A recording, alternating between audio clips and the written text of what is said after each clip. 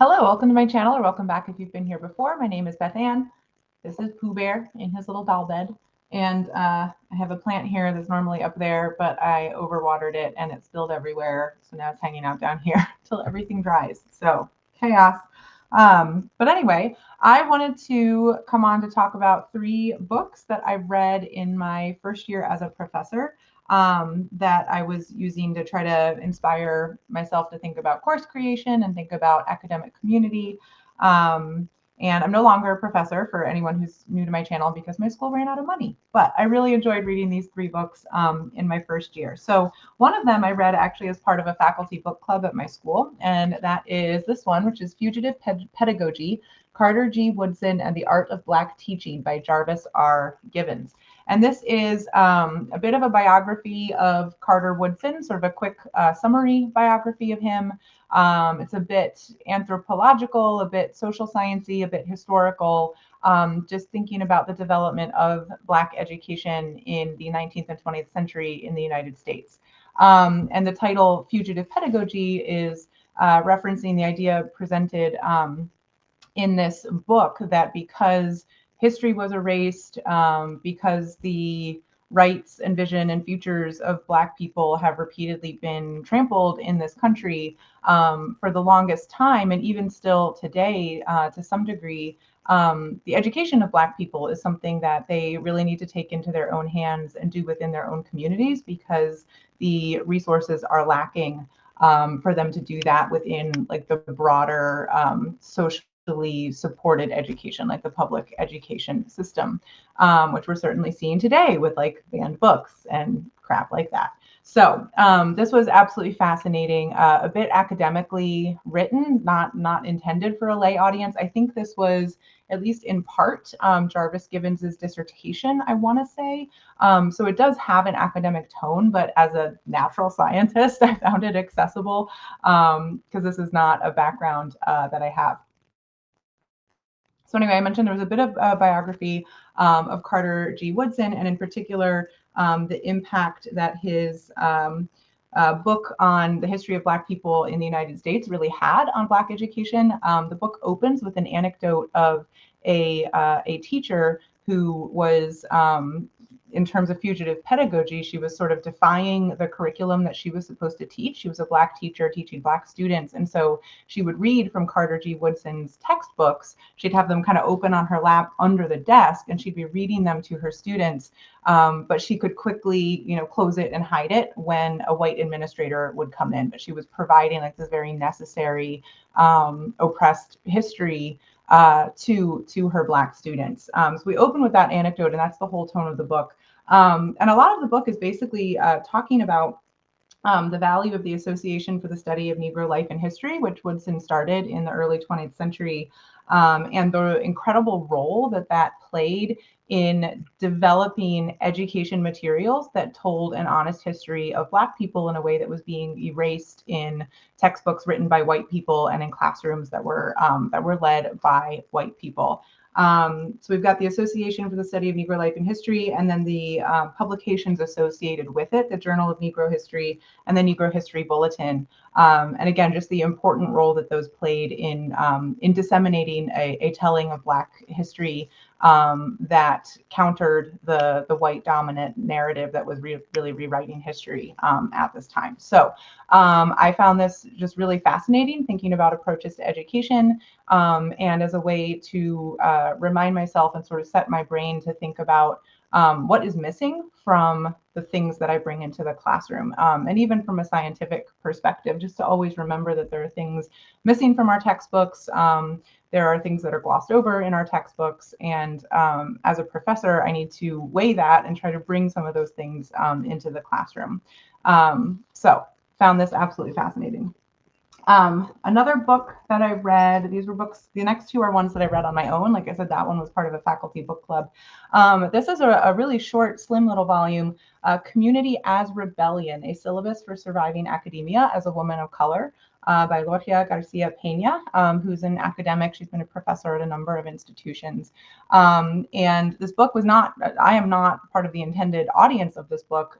This is a book written for women of color academics, and it's really kind of a manifesto for brief summary of here's the problems you're going to face and here's how you survive. And so much of it comes down to building community.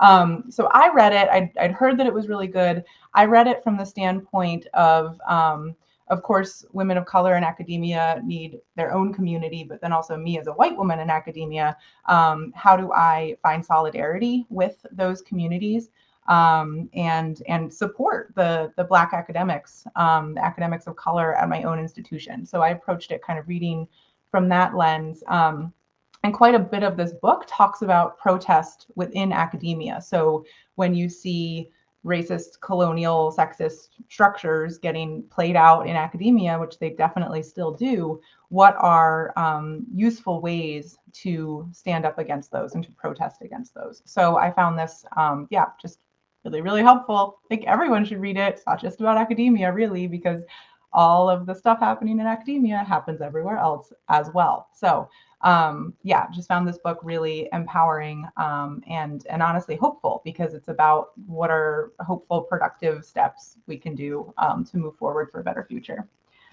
And then finally, the third book I wanted to talk about is Syllabus. It's a whole book about the syllabus, the remarkable, unremarkable document that changes everything, by William Germano and Kit Nicholls.